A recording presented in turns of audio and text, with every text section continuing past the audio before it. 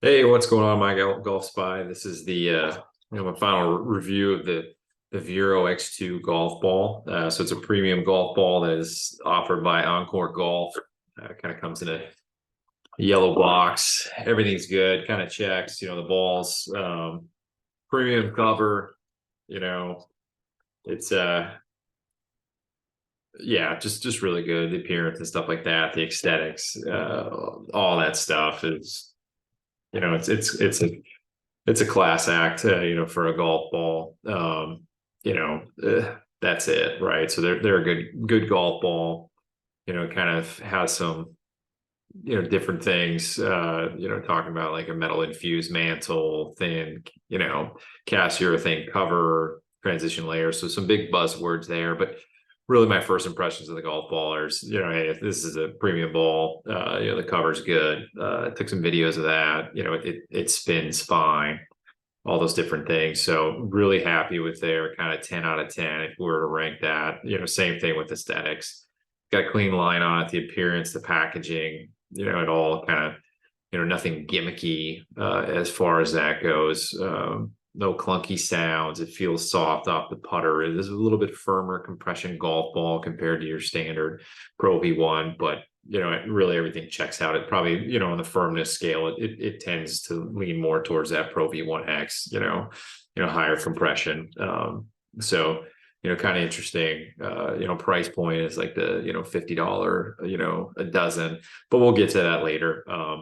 As far as the numbers, it was very similar, to my gaming ball. Yeah, I wouldn't say very similar, but similar enough that from the feels, the distance, is a little bit shorter. I'm going to share my screen here and just kind of walk through some of the results, in the launch monitor, as well as kind of just share some of the the on-course performance, as well as hey, would I play this ball, or would I trade it?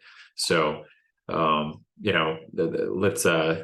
let's look at the ball data. So yeah, I just went over to Golf Tech here in Dayton, Ohio.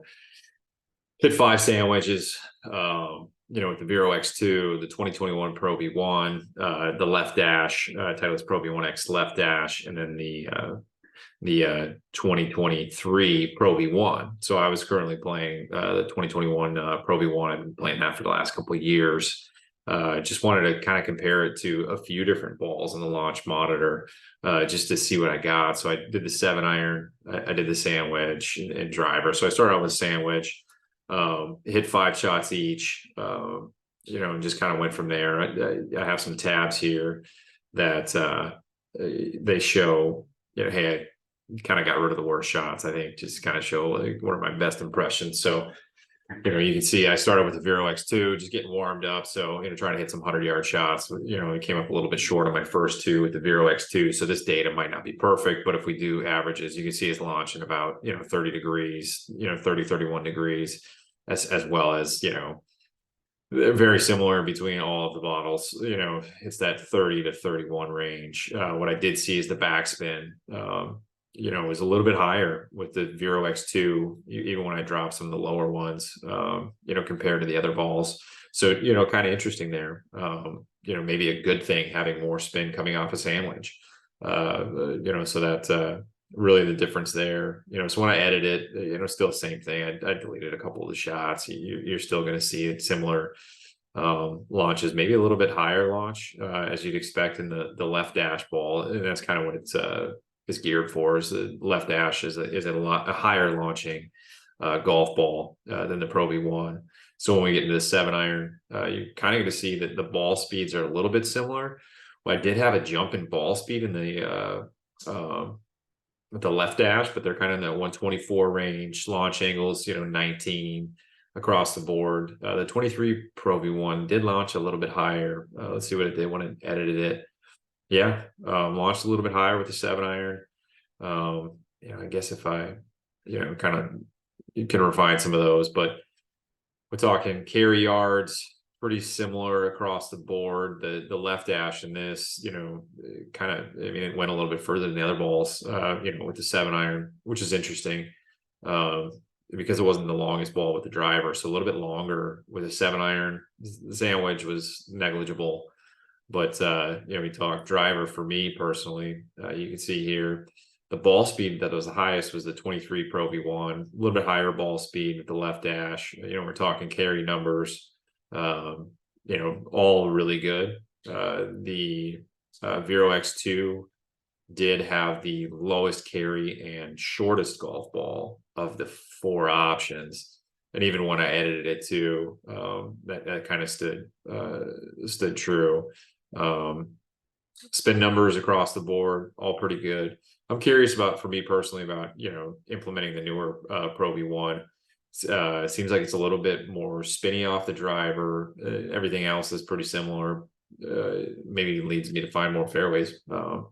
So I kind of got into some graphs and stuff like that, but we kind of don't really have to get into it too much because I really have to scale this. It looks like there's big differences, but really it's just a handful here and there. So I think on the course, when I talk about that, it's interesting too. So I did find that this ball was a little bit higher launch, a little bit higher spin than the 2021 Pro V1, which was, my gamer, up until maybe this year, if I'll switch to the 23 Pro V1. But what I really liked about it on the golf course was it really is grabby. I thought that I was getting the ball to stop a lot quicker, controlling some of these pitch shots that I want to kind of throw it in there and let it slam on the brakes. And that was my initial observation when I was with the balls. I was like, after a little while, it almost felt like the cover could get maybe more grippy than the other balls. And I'm good observation, right? I was hitting some pitch shots, like those 50-yard pitch shots, and it would, which I like. Felt soft off the putter. I use a softer putter face, so I don't really notice that. Through the I have an Odyssey putter, Odyssey White Hot, but it's fine to roll it. On the course, I draw a black line on my ball, but if you didn't, it has a nice alignment aid, so you can line things up easily. So yeah, on the course, I would just say a little bit more spinny, a little bit shorter than the Pro V1, maybe into the wind. I noticed a couple of times hitting shots, when I was trying to flight it down instead of taking extra club into the wind. I had a couple where I was like, okay, I'd have to take maybe a club and a half more than what I had been playing. But I do like that, the Pro V1 for that lower launch. That's why I use that ball instead of a Pro V1X. It's just personal opinion, preference, to get it get it to come down. But yeah, it wasn't the longest golf ball of the ones I tried, and that was evidenced both on the GC4 at Golf Tech, and then on the course I noticed it too. It's plenty long. I could definitely use the ball. Really, so just to reiterate the good, I like that stopping power. I like the feel, but I really think that the good thing from this OnCore Golf is they do have this Eagle membership. So for active duty military veterans, they do a 20% off your purchases. And sometimes they like right now there's a Father's Day promo where it's like buy 2 dozen, get 1 free. And I'm not sure if they honor that Eagle membership of 20% off, but for this ball, I'd be curious to try the VEROX2 because that might, be a better ball for me. Launch it a little bit lower. That's a steal, right? That's a really awesome thing that they do. So, really nothing bad about the golf ball. I would kind of say it's, it's obviously not a Titleist Pro V1. I mean, that's evidence on the tour, right? All those guys, I mean, the majority of guys playing Titleist Pro V1s, so that's kind of one of the things I used. I was playing Strixon, Z Stars for the longest time. And that was because, back in the day, like the Pro V1 covers, they wouldn't hold up. And I thought the Strixons were a little bit more durable.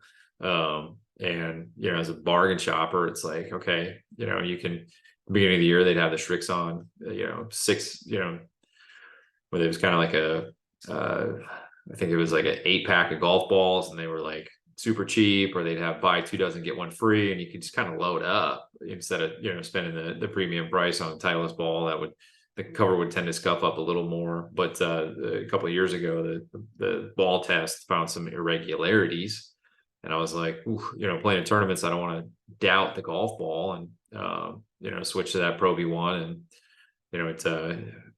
it's kind of a stalwart in the industry. It's kind of tough to beat, but this VEROX2 golf ball, they definitely have something there. It's long, it's a good ball. I think the price is right. It's interesting. It's $50 a dozen for the VEROX2, but like I said, they do a lot of like buy two get one free to kind of lower that price down. So you're not paying the $56 or whatever a dozen Pro Vs is now, because it's starting to get expensive. So I mean, would I play the golf ball? Yes, I think it's a good ball. I wouldn't use it over the Pro V1. It's not going to get a spot in my bag right now. I think if I were to just play a casual round of golf, I think I'd actually like to use it just for that green side spin. Maybe if you get on a course where the greens are concrete and you're really needing some extra juice or some launching power, but the way my game operates, I'm trying to keeping the ball down, so that's why I tend to go towards that Pro V1. So yeah, I would say, heck, if you're an active duty military or veteran, join that Eagle membership program. I'll share my screen and show the website. It's kind of impressive that a company would do something like that. So let's see if I can share the screen. Let's go over here. Yeah, so this will pop up, some military savings and sign up. It's just Eagle membership, 20% on all purchases. So that's super cool, right? So here we go on the website. Website's good too. That's another thing. So you sign up here, they kind of do the thing, and they even have some customizations. You get a quote on custom golf balls if you want to get into that, if you're doing like a bigger bulk order. But yeah, all in all, I'd say that the VEROX2 is it's going to compete with your major OEMs. It's really interesting. It's fascinating. Like, fewer dimples on this ball than the Pro V1 or Pro V1X. So I'm not an engineer or a golf ball engineer, but just very curious. But yeah, I would say pleasantly surprised with this golf ball. It's really in that kind of B+, A-. I'm not sure if we have A+ golf ball. Everything's not going to be perfect. You're going to find some imperfections. But if we were saying an A+ golf ball would probably be the Pro V1. This is gearing up right towards it. I'd like to kind of compare. It'd be interesting to compare it to like a Srixon or a TaylorMade ball and stuff like that. Really to kind of see where it all racks and stacks. So I'll be patiently waiting for the MyGolfSpy ball results and see if the VEROX2 is in there, and the VEROX1, and just how they all rack and stack. So no, I appreciate the opportunity to test it. I just want to thank OnCore Golf and MyGolfSpy, in the golf community. It is a lot of fun testing out this golf ball over the past month. So without further ado, appreciate it again. Fairways and greens. I thought it was a straight ball too. I kind of forgot to mention that, but you can definitely find some fairways with this and throw it in the bag. All right, thanks.